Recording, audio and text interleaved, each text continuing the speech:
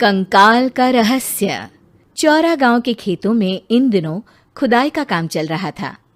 असल में इसी गांव से होकर एक अच्छी सड़क गुजरनी थी, इसलिए यहाँ खुदाई शुरू की गई थी। अचानक एक दिन खुदाई करने वाली मशीन से कुछ टकराता है। बाद में जब खोजबीन की जाती है तो वहां से 2 कंकाल मिलते हैं। पुलिस गांव के लोगों से पूछताछ शुरू करती है। आप लोगों को क्या लगता है ये किसके कंकाल हो सकते हैं? अरे साहब, हमें क्या पता ये किसके कंकाल है, आप ही लोग पता लगाइए। हम लोग तो बहुत ज़्यादा डरे हुए हैं। हाँ, हमारी फॉरेंसिक टीम अभी आ रही है। ये बताओ कि इस गांव के रहने वाला कोई जोड़ा गायब तो नहीं ना? क्योंकि शुरुआती जांच में तो ये बात सामने आ रही है कि एक कंकाल किसी पुरुष का है तो एक किसी महिला का। साहब, हमें तो बहुत डर लग रहा है। ऐसे कंकाल मिलने का मतलब गांव के आसपास ही किसी की हत्या हुई है या फिर किसी को जलाकर मार डाला गया है। हाँ साहब, हम अपने परिवार को लेकर बहुत ही ज़्यादा परेशान हैं। देखिए, आप लोगों की परेशानी हम समझ सकते हैं, लेकिन आप लोगों को पुलिस का सहयोग करना होगा, क्योंकि आपके सहयोग के बगैर हम ये पता नहीं लगा सकते हैं कि आखिर ये किसके कंकाल है और इनकी हत्या किसने की। ठीक है साहब, गांव के लोग आपका पूरा सहयोग करेंगे। हाँ साहब, पूरा सहयोग करेंगे। तो फिर ठीक है, हम अपनी जांच शुरू कर देते हैं। कुछ दिन बाद जांच रिपोर्ट आ जाती है। पता चलता है कि ये कंकाल करीब 20 साल पुराने हैं, यानी 20 साल पहले किसी जोड़े की हत्या कर शव को यहाँ पर दबा दिया गया था। इंस्पेक्टर राघव, ये बताओ कि 20 साल पहले की मर्डर मिस्ट्री क्या आप सुलझ सकती है? हाँ सर, क्यों नहीं। लेकिन अब सबूत और गवाह काफी मिट गए होंगे। मुश्किल तो होगी, लेकिन शायद किसी परिवार को इंसाफ मिल सके। इंस्पेक्टर राघव, आप बिल्कुल सही कह रहे हैं। किसी परिवार को तो इंसाफ मिलेगा ही, और किसी को उसके किए की सजा भी मिलेगी। जी सर, मैंने तो जांच शुरू भी कर दी है। 20 साल पहले इस गांव के 2 जोड़े अचानक कहीं गायब हो गए थे। मैंने दोनों ही परिवारों के बाकी के सदस्यों से बातचीत शुरू की तो उन्होंने बताया कि उनके बच्चे शहर गए थे, लेकिन आज तक वापस नहीं लौटे हैं। लेकिन ये दोनों शव किस परिवार के सदस्यों के हैं, ये कैसे पता चल सकेगा? सर, मैंने डीएनए टेस्ट करवा लिया है। आज शाम तक इसकी रिपोर्ट भी आ जाएगी। अच्छा, ठीक है। उसी शाम को सर, डीएनए रिपोर्ट के मुताबिक ये दोनों ही लाशें चौरा गांव के रहने वाले प्रधान सुल्तान सिंह के बेटे और बहू की है। लेकिन इनकी हत्याएं किसने की है, ये कैसे पता लगेगा? इसी का तो पता लगाने की कोशिश में जुटा हूं सर। आज सुल्तान सिंह से मिलने भी जा रहा हूं। मेरा बेटा और बहू तो मेरे लिए सिर्फ यादों में ही रह गए थे। हमें उनकी लाशें तक नहीं मिल सकी थी। आज 20 साल बाद उनके कंकाल मिले हैं। मैं अब किसके लिए जीऊं?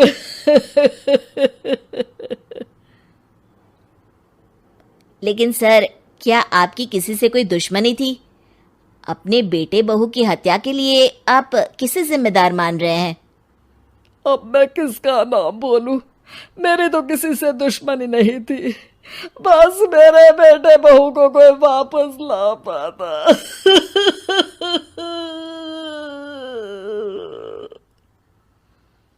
इसके बाद सुल्तान सिंह फूट फूट कर रोना शुरू कर देते हैं। सर, अब आप इनका अंतिम संस्कार करवा सकते हैं। कम से कम इनका शरीर ना सही, इनका कंकाल तो आपको मिला है। लेकिन हाँ, अगर आपको कुछ भी याद आए तो ज़रूर बताइएगा।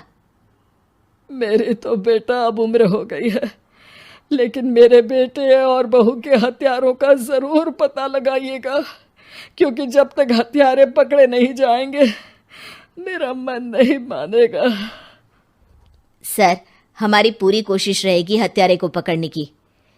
लेकिन एक बात बताइए, उस वक्त आपको किस पर शक गया था?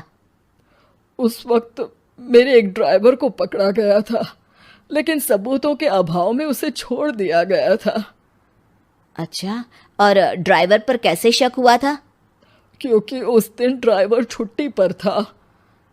उस समय लेकिन लाश क्यों नहीं मिल सकी थी? उस वक्त पुलिस ने बहुत कोशिश की थी, लेकिन दोनों की डेड बॉडी नहीं मिल सकी थी। ठीक है, हमारी तफ्तीश चल रही है, मैं फिर आऊँगा। इसके बाद इंस्पेक्टर वहां से चला जाता है और सुल्तान सिंह अपने बेटे और बहू की याद में खो जाते हैं। कुछ दिन बाद सुल्तान सर, एक बात बताइए, जब आपके बेटे बहू की हत्या हुई थी, उसी के आसपास आपके ही गांव का रहने वाला एक और जोड़ा उसी वक्त गायब हो गया था ना? हाँ सर, अलका और अभिषेक, वो भी मेरे बच्चों जैसे ही थे। तो फिर वो कहाँ है? उनका भी आज तक पता नहीं चल सका, लेकिन बताते हैं कि कुछ साल पहले अभिषेक को गांव के ही किसी आदमी ने मुंबई में देखा था, लेकिन फिर वो गायब हो गया। यानी अभिषेक और अलका की हत्या नहीं हुई थी, बल्कि उन्होंने किसी वजह से खुद ही गांव छोड़ दिया था।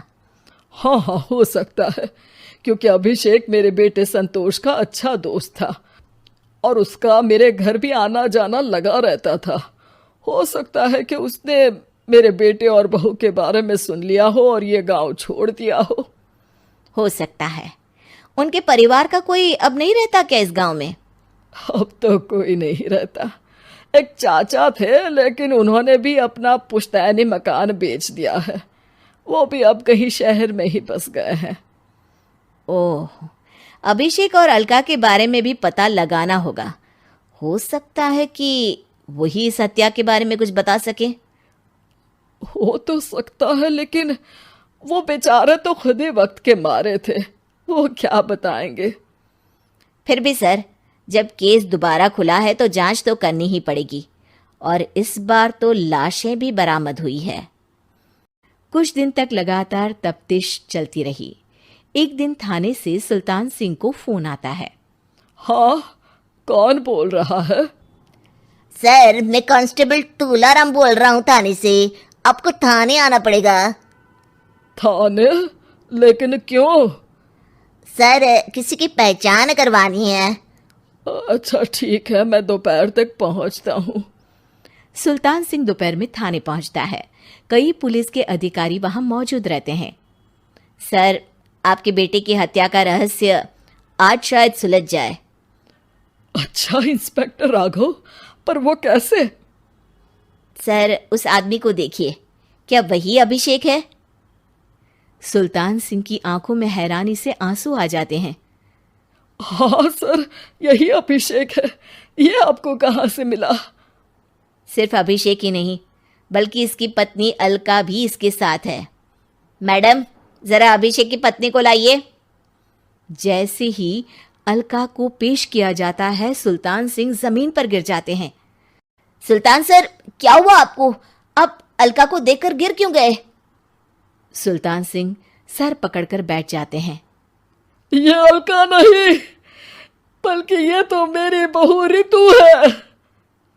पूरा थाना एक दूसरे का मुंह देखने लगता है। क्या? इसके बाद हर किसी को दो कंकाल और हत्या का रहस्य समझ में आ गया। अभिषेक और रितु ने मिलकर संतोष और अलका की हत्या की थी और लाश को जमीन के नीचे दबा दिया था। आज 20 साल बाद इस हत्या का रहस्य खुल सका था कि अवैध प्रेम संबंध में 2 मासूमों की जान गई थी।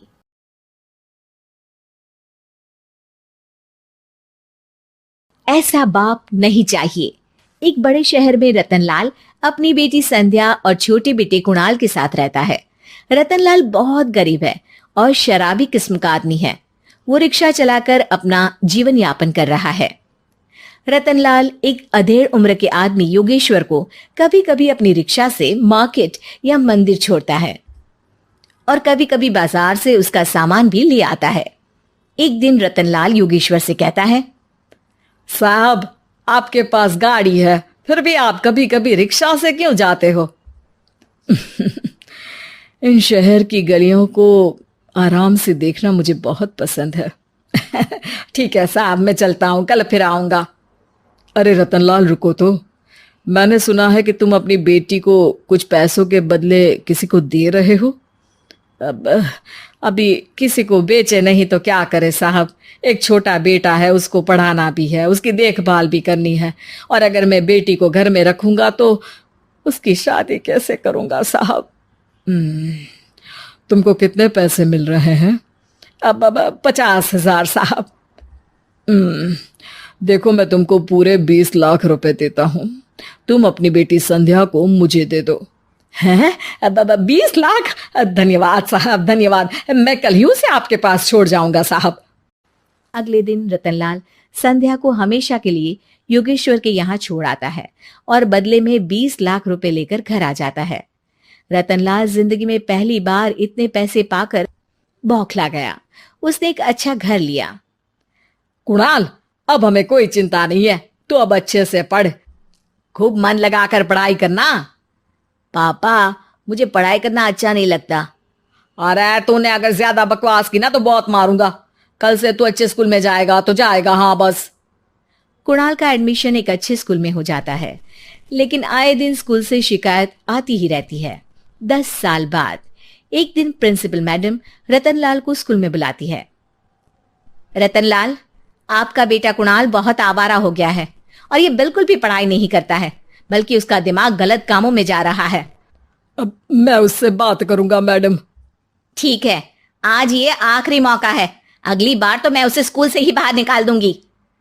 रतनलाल घर आ जाता है और कुणाल से कहता है, कुणाल बेटा, मैं तुम्हारे ऊपर इतना पैसा लगा रहा हूं, फिर भी तुम स्कूल में सही से क्यों नहीं पढ़ते हो? आप तो रहने ही दीजिए, मैं सब जानता हूं कि ये पैसा कहाँ से आया है।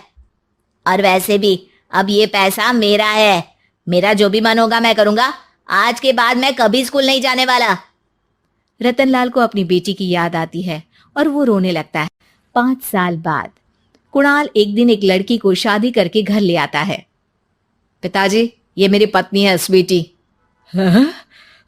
तुमने शादी कर ली? हाँ, शादी कर ली मैंने, दिखाई नहीं दे रहा। और अब से आप फिर से कमाना शुरू कर दो, बहुत बैठ कर खा लिया।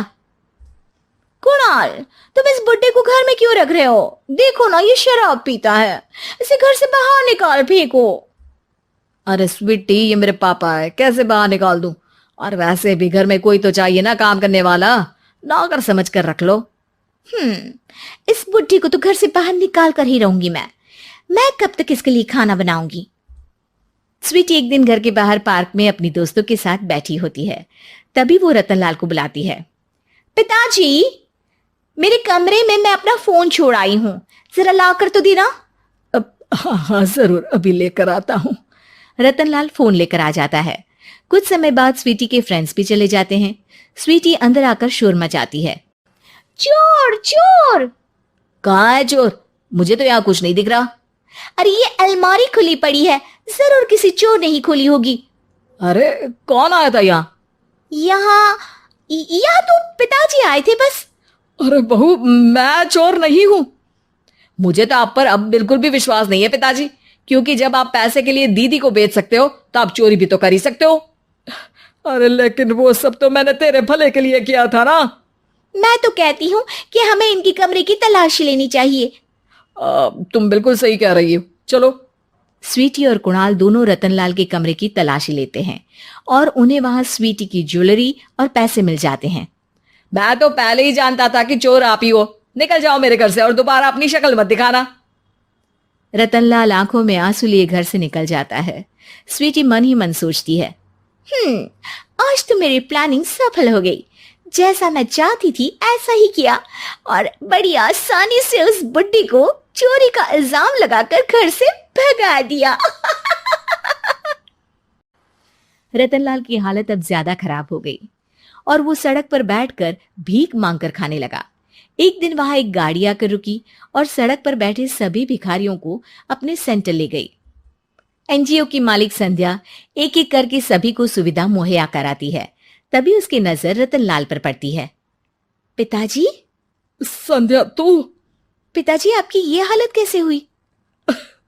ये सब मेरे बुरे कर्मों की सजा है जो मुझे मिल रही है। मुझे माफ कर दे बेटी।